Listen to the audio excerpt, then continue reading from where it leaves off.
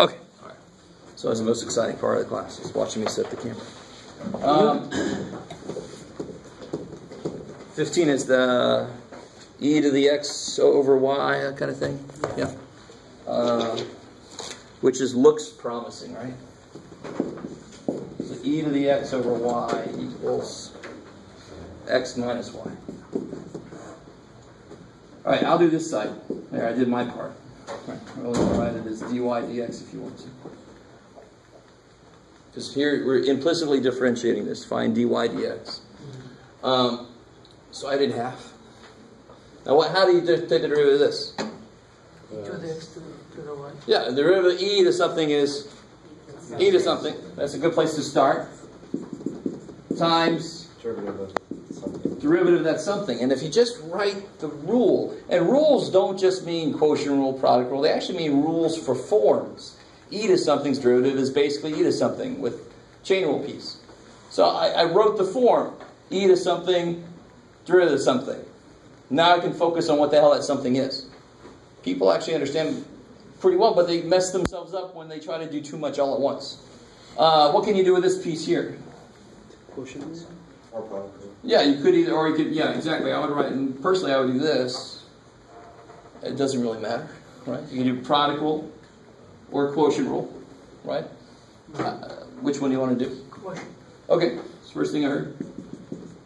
Quotient rule would say, Y times yeah, derivative of the top times the bottom minus x dy by dx. Good. Leave the top alone. Derivative of the bottom.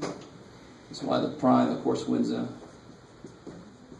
over y squared. Y squared.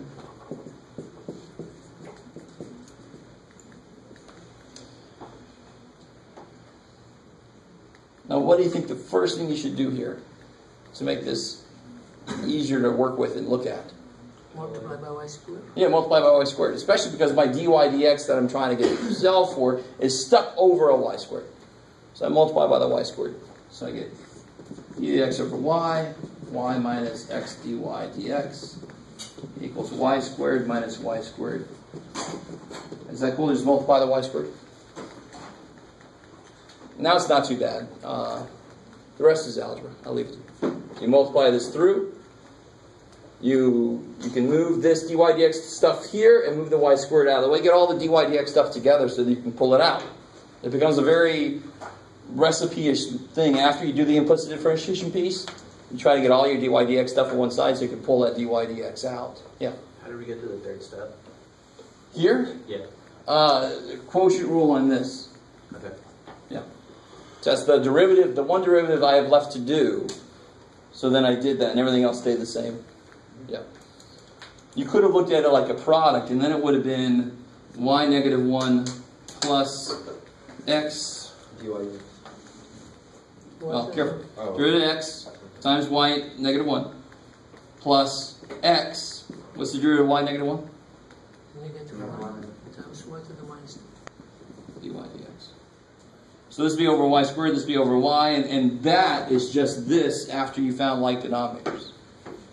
Always. If you look at it as a product rule, it's separate. If you do it as a quotient rule, it's like denominator, step already kind of done. Do you guys see how to go from here? You have to be at the point where you're not concerned about all the stuff floating around. Right now, my brain totally sees this, and the other stuff is just crap. I have to distribute this. I want to pull that dy dx stuff over there, pull that y squared stuff over here. Right? All right.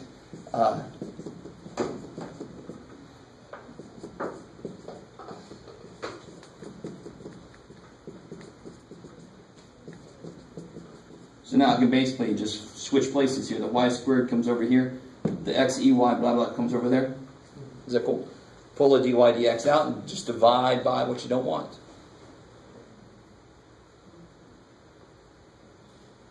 You guys don't look... I'm not really sure how to read you. I'm not sure what emotion's happening at the moment. So add the y, subtract the y squared, add the x, no, it's not x to the e.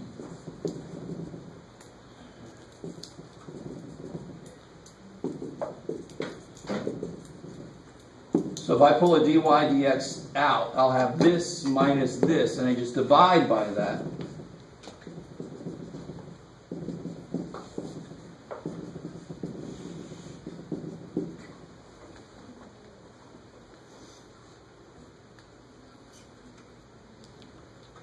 Freaky. Symmetry. We very often see some kind of symmetry. Not all the time, but very often.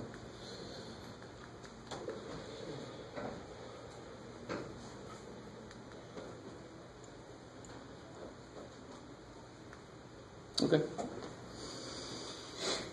And the crowd stays about the same. Anything else from the homework before we get into covering some stuff I skipped? Okay. First thing is, let me ask you, how do you think you would find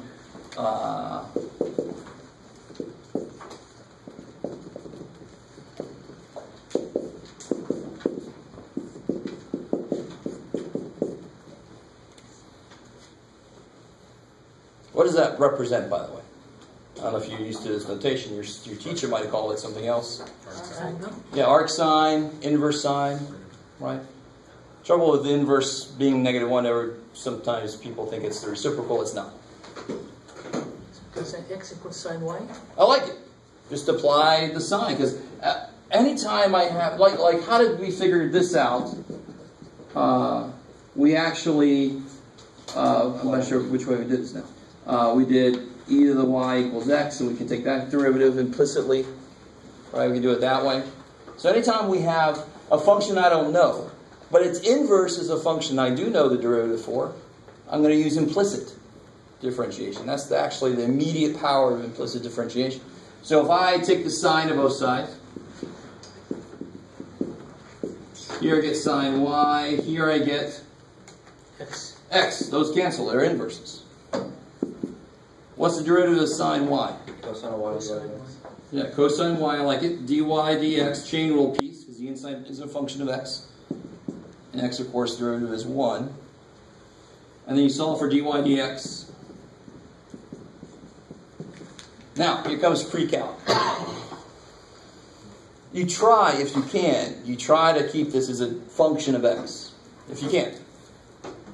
Especially now, because we're trying to come up with a general rule for the derivative of inverse sine of x.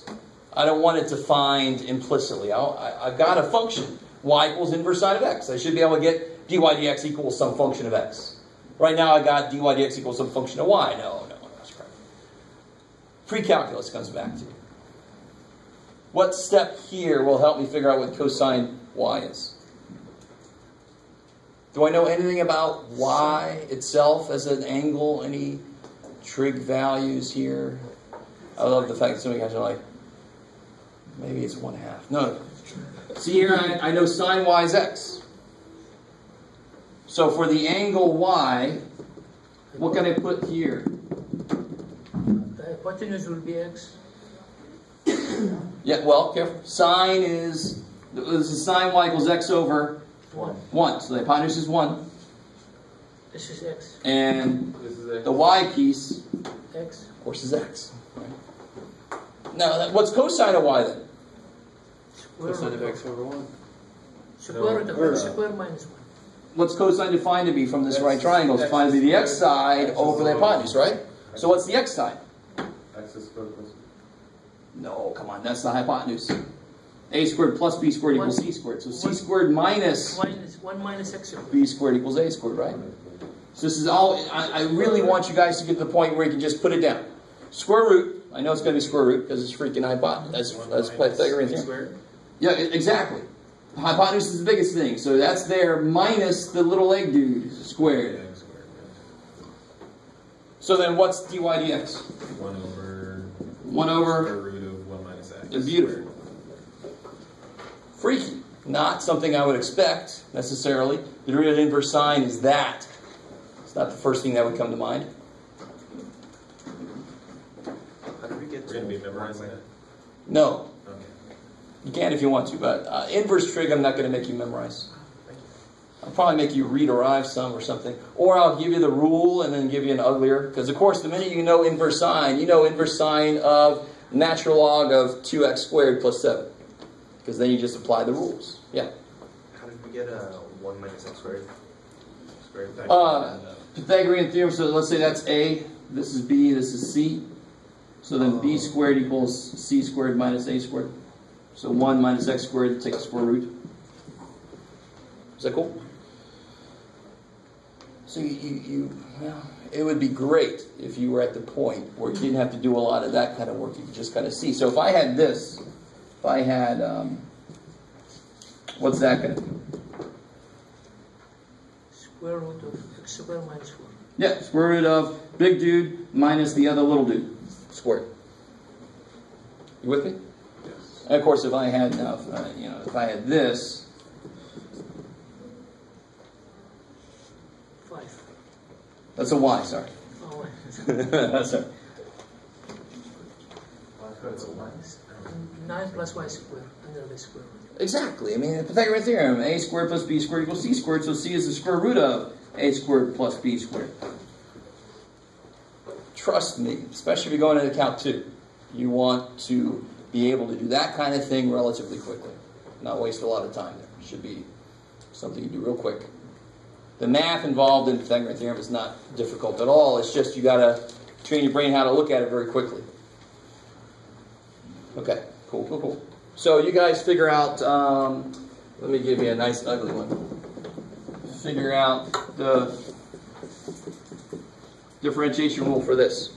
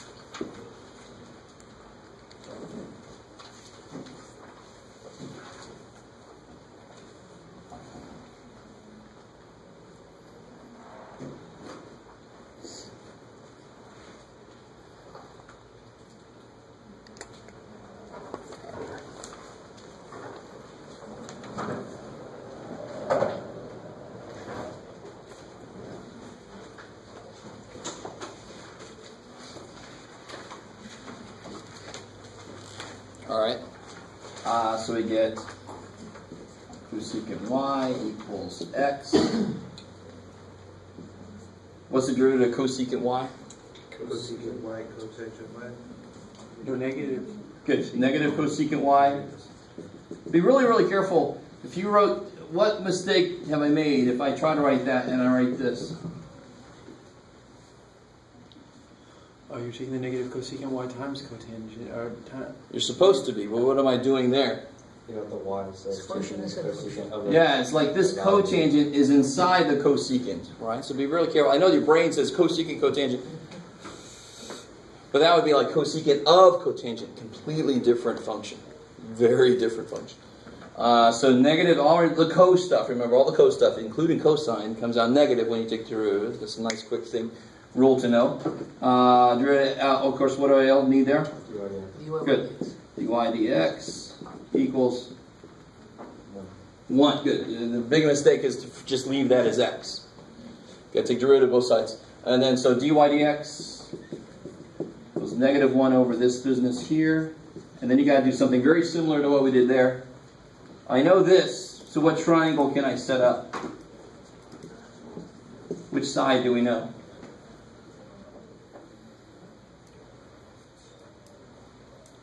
You know the opposite? Sine is y over h, so cosecant is h over y. So this is x over 1, x, h over y. So then what's b going to be? Square root of x squared minus 1. 11, right? Is that cool? The hypotenuse dude minus the little dude to get the other little dude, right? So cosecant y is the nice part, because cosecant y is x. It's just kind of staring me in the face. Cotangent y is, this is the angle y here. Cotangent y is, Square root of x squared minus 1. yeah, because tangent is y over x, cotangent is x over y, so it'll be square root of x squared minus 1 over 1. Bam. Now compare that to sine real quick. Sine was this. Cosecant turns that around and has that extra x part, right? Okay, cool, yeah. Can you just repeat how you figured out x and 1, a equal 1, x equal x? Because I know that cosecant of theta is defined to be, it's related to sine, right? So it's going to be dependent on the y piece. So cosecant is going to be h over y, just the reciprocal of sine. So, and I know that this is x over 1. So the hypotenuse is x and the y piece is 1. Right? And the reason, in general, you got to be real careful. I couldn't do that if I only knew the ratio because I don't know what they really are. It could be 7x over 7, officially. I don't know how big this triangle is. I don't really care because I can just write everything in lowest terms. That's all I need is the ratio at the end. Is that kind of cool? This kind of pre-calc stuff you should have went through, or trig stuff. I don't know which route you took. To make this kind of analysis a little bit easier. Unless it's been a long time, then you desperately want to go review. Right? So you can see on the bottom of page 214, it's sort of like what you might expect. What do you think secant might be? Inverse secant. 1 over x times. Yeah, this thing except positive. I love it. Right? Cool. It sort of has a little bit of the same feel as the trig functions themselves, the relationships. And the tangent and inverse cotangent, they end up being 1 over 1 plus x squared. You could prove it if you want to. I think one of the homework questions might be that. Okay, so that's inverse trig. I'm not going to make you memorize those. If you want to, it's always good to have something more at your fingertips. But if I have a problem on the test, I'll either give you the basic form, or it'll be a question saying rederive the derivative of inverse cotangent, or whatever. Now, real quick, try this problem here, and you know it's going to be ugly. You can use the bottom page 214 right now to help you out.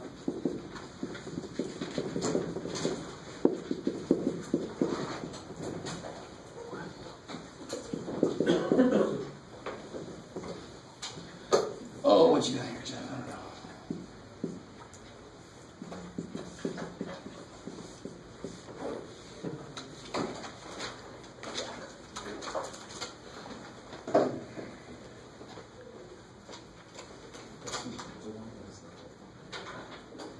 Now, if I ask you, like, the domain of this, that would be lots of fun.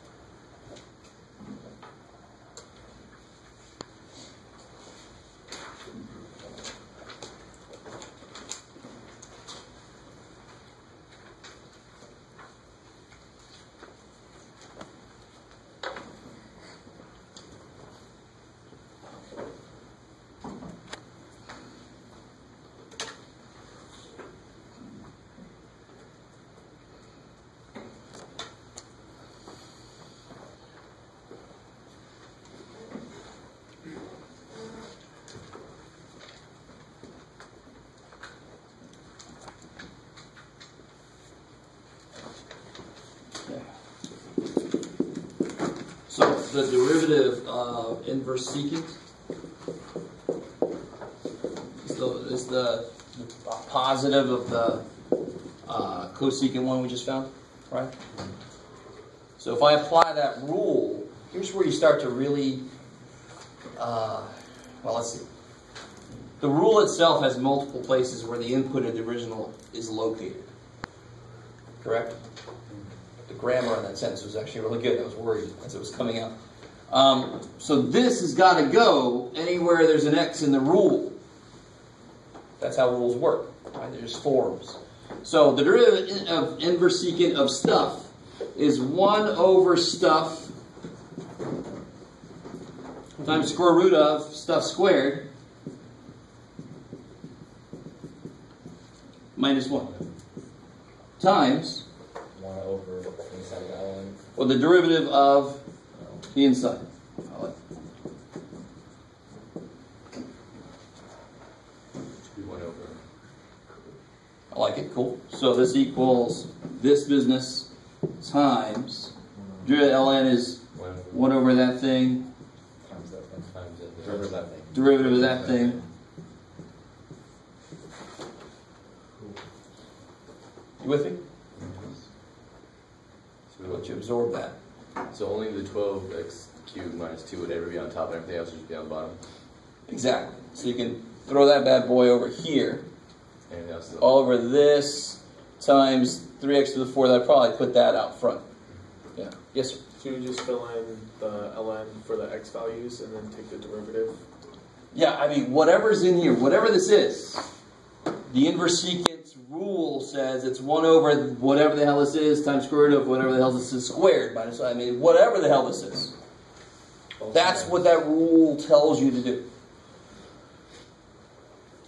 We haven't seen one exactly like this where there's multiple places where our input goes.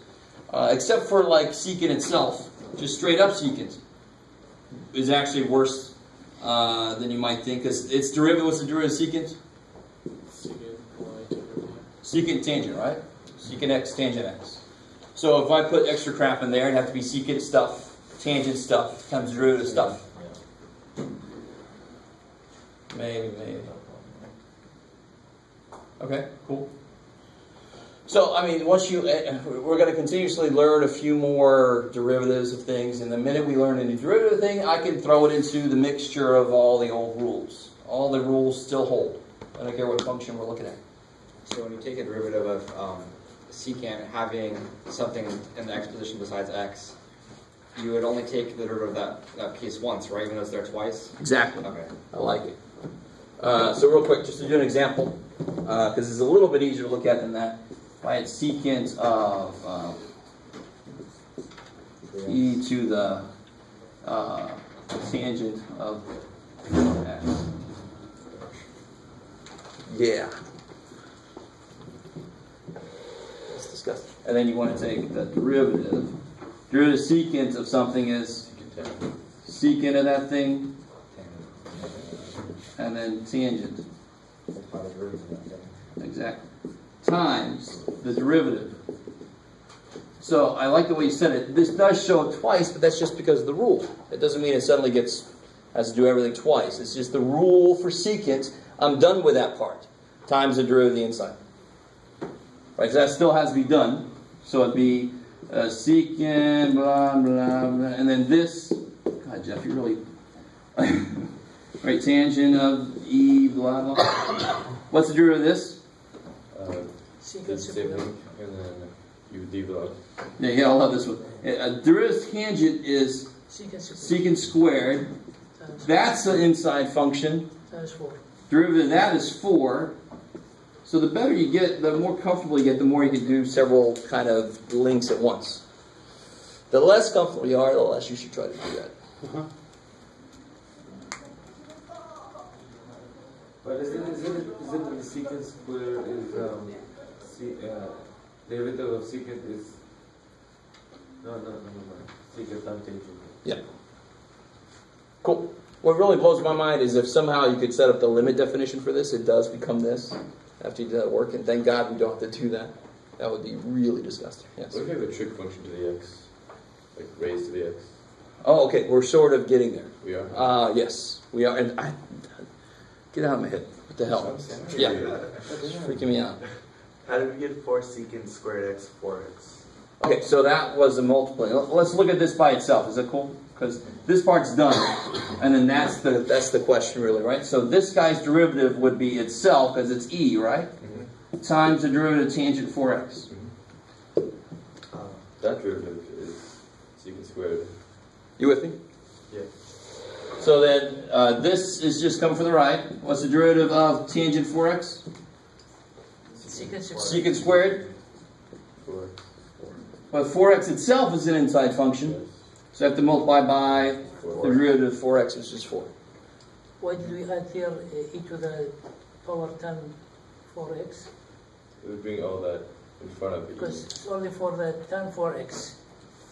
Why we put it e to the 10 4x? No, it's not. No, this is the... No, the second step. So, what do you mean, here? No, the Here. one, yeah. So, I think e is... No, so it is e. So, right? Because I take the derivative of secant, I get secant tangent, and then the inside function has to get a term. Okay, good. Yes, sir? So going back to that first one, so if you do the 1 over all that, you wouldn't find the derivative of the first natural log 3x to the 4 minus 2x? Yeah, right here. So this first piece is the derivative of the outside function, with the inside function just stuck in it. Right, that's that form there. Pop. And then the inside function gets a term. Yes. Good, good, good. So there's a lot less guesswork involved here than it sometimes seems to me people believe. It's very rigid rule. It's just that you're not used to something like that. You're not as used to that kind of thing. So there's a really good question about, well, does the fact that it shows up multiple times affect something else? No, that's just the form of that piece. And then I'm done with that piece. Inside gets a term. Okay. How are we doing there? All right, so let me go to your question, which is a beautiful segue into the next piece here. So we got this here as a eraser. Okay.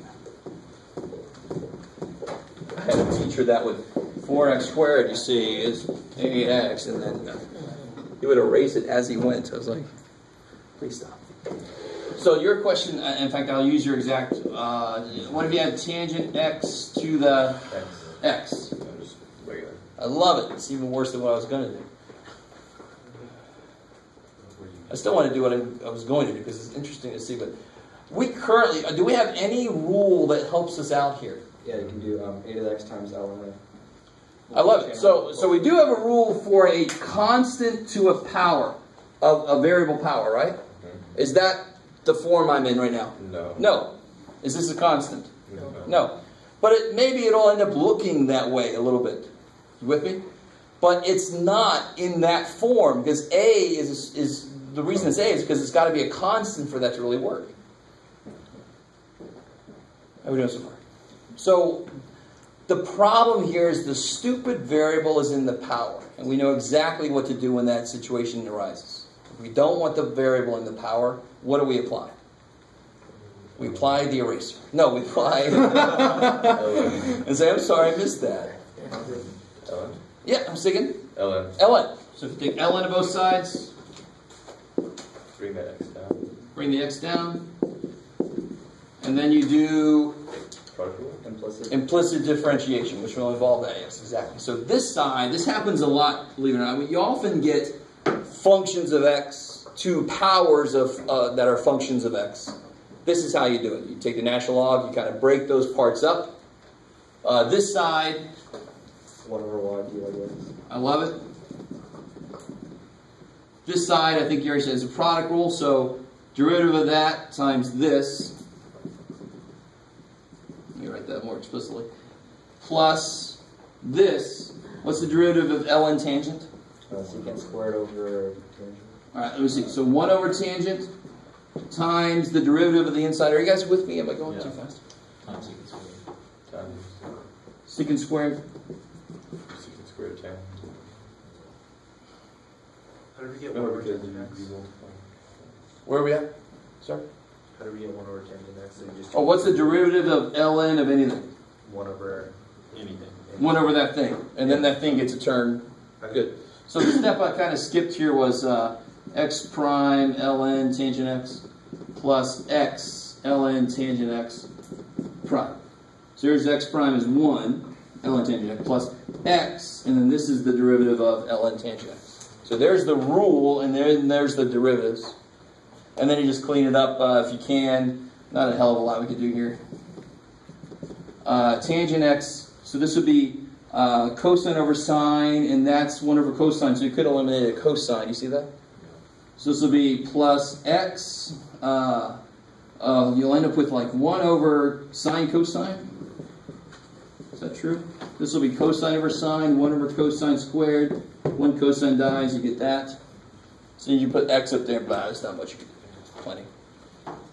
And then what's the last step here? Almost the last step. Multiply by y. And what is y? I kind of hit it up here, but y was this, right? So dy dx.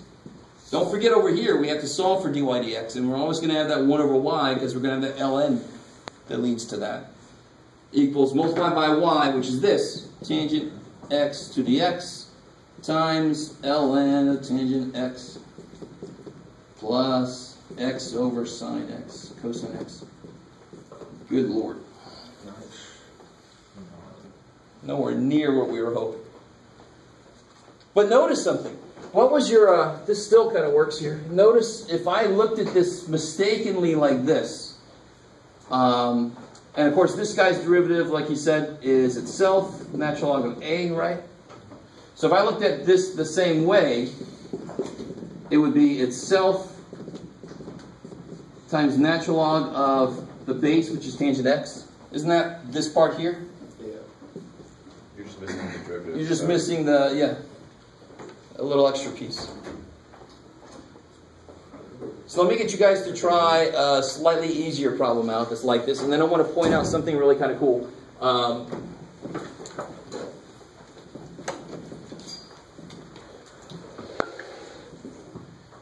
So do the same thing we just did. Find the, oh, let's do it like this. Yeah, x to the x is a nifty function. It was actually a question on my junior year competency exam. Usually the same thing when you do it there, right? What's that? If you did x to the x, you just do the same thing when you do it there. Sorry? Wouldn't you just do the same thing when you did it there? Yeah, to do the derivative. But investigating x to the x like the domain of x to the x. It's a very strange question.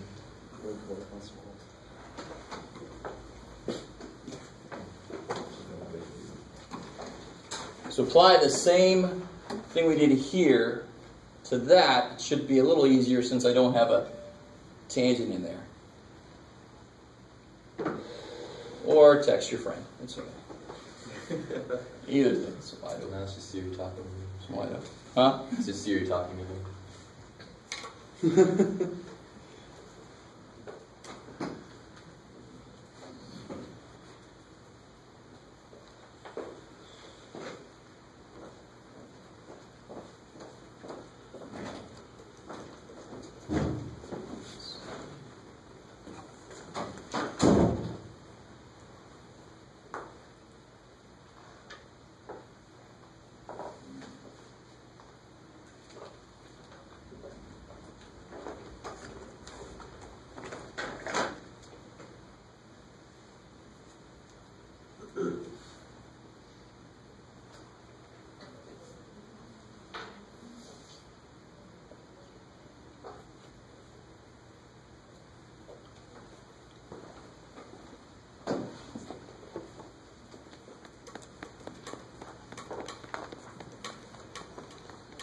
By the way, this whole process we're talking about is on page 220 in the book. It's called Logarithmic Differentiation.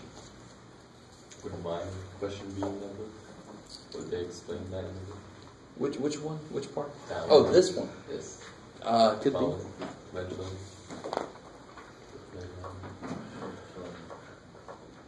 Go to the index. Try to look. Here we go. Yeah, they have one. Yeah, they don't. They have tangent x to the 1 over x. Hello. Yeah. Now they're just, showing off.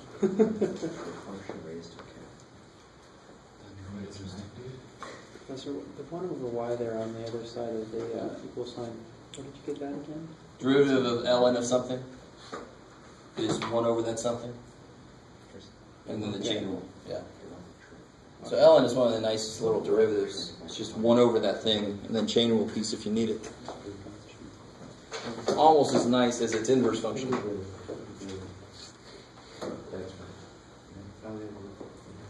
All right. So first step, ln. Derivative here, of course, will always be 1 over y. And then 2 ln x. good. So it's going to be a product rule. So first dude, leave the other dude alone, plus 2x over x. leave the first dude alone times 1 over x. I like it. Is that cool? Natural log is just 1 over x for the derivative. So I get 1 over y dy dx equals 2 ln x plus 2. So then I get dy dx. What is y? It was x. So I get 2x to the 2x ln x. I should just put that out front. Screw it.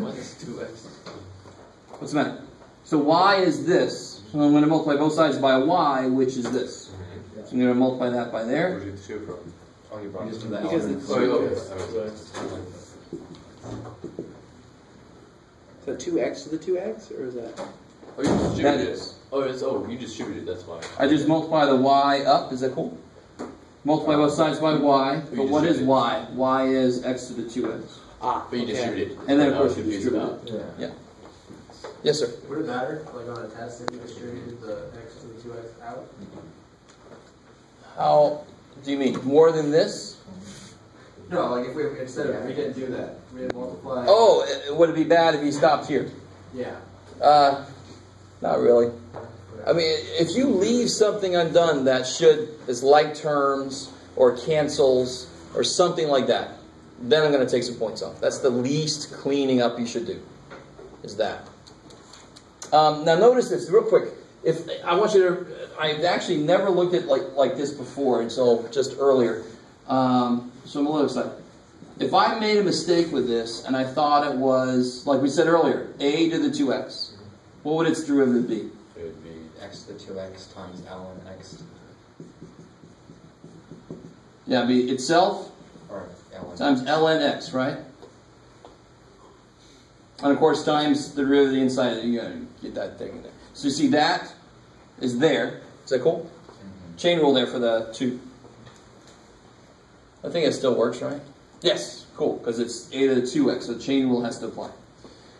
If I were to look at this, now this is the really cool part. If I were to look at this like x squared, or x to the n, you with me? So if I were to, now this has got both things going on. It's a variable to a power, or it's a thing to a variable power. It's actually both. So what's really crazy cool, I've actually never done this, and I'm the only one this excited. X to the n? So if I did this, so if I accidentally applied that rule, now hopefully everything in this box, don't write it down, just watch and try to say what the hell is he talking about. If I did that, then what should happen with this? It should come down times x to the 2x minus 1 2x minus 1. times 2. No, that would come down times x to the 1 less than that, Yes. right? Which is actually, I argue, the same thing as that. Because what's x times x to the 2x minus 1? It's x to the first, right? What do you do with the powers when you multiply? You get 2x to the 2x, which is there. So it's a combination of the two mistakes you could make. I've never looked at it that way. It's so cool. I've never had anybody show it to me that way. So, you're welcome. No. I just always, in the back of my brain, I always thought it should kind of work like that. And it always sort of did. And I just never took the time to really realize, yeah, it works exactly like that. I don't know if it works like that everywhere. Be careful. You can never, the everywhere part don't.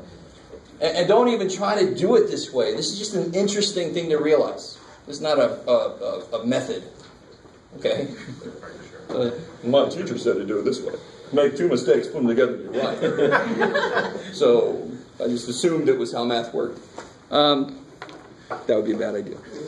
Last thing I want to leave you with, and then we're going to leave nice and early. Because right now I'm just running on adrenaline from the excitement from finding. People make big mistakes with this poor little dude. Is that science? Yes, good.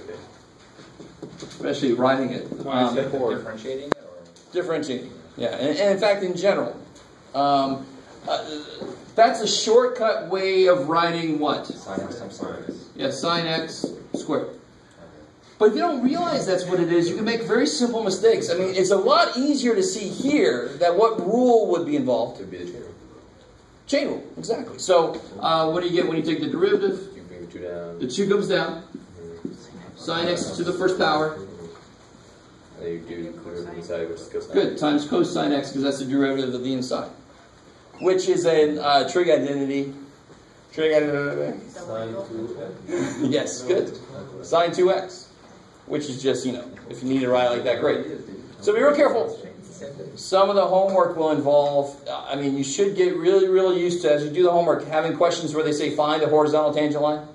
That should show up a lot, because it's one of the most important things we do with calculus. Those are the places where things change, could change, right? Should change. So we want to find them, sort of like we want to find roots, because that's where the function goes from negative to positive, possibly, or it might turn around. Same thing with now in calculus, the finding the horizontal tangent point, the points where it's horizontal, is the analog of that. It's the same idea. Finding those points is where I want to start. And that's actually where we started when we sketched f prime. Remember that? We started there. What was I going to say about this? So if you have a trig function problem and you're asking for a horizontal tangent line, you might have to apply an identity. And I think, if I remember correctly, trig identity should be in the back or the front. There's a sheet in the front. Here's some hyperbolic. Here we go. Oh, those are derivatives. Yeah, in the front then. Okay. It's on the back. It's trig functions, trig identities. So you can go there. Of course, you got that sheet that was up on my website. You can go there for that. But you're going to need to have those identities next to you as you do your homework. That's plenty. I'm going to crash.